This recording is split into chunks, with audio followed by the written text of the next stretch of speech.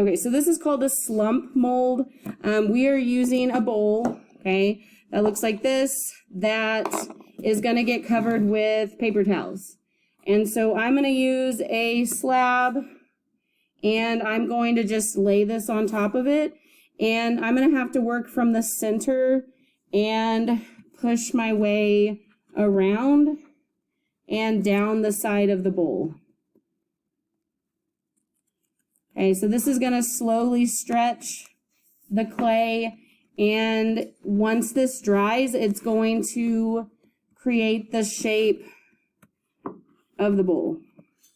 Okay, so you can see how some of this is sticking to the table, but then I'm gonna go ahead and take a tool and cut this off.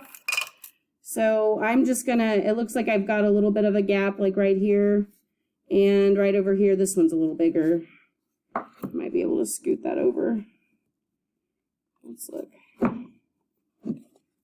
Okay, so then I'm gonna just go ahead and trim the same amount all the way around and cut this off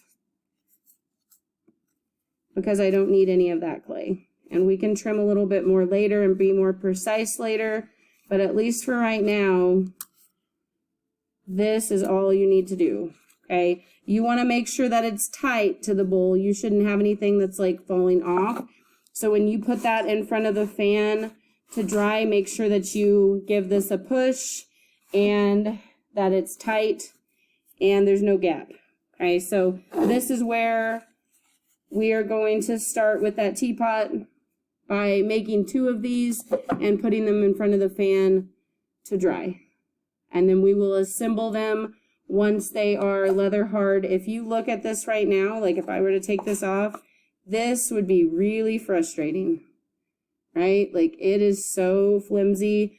There's no way that you're going to be able to put this together and maintain a shape of a sphere. It's going to be like a smushed like egg.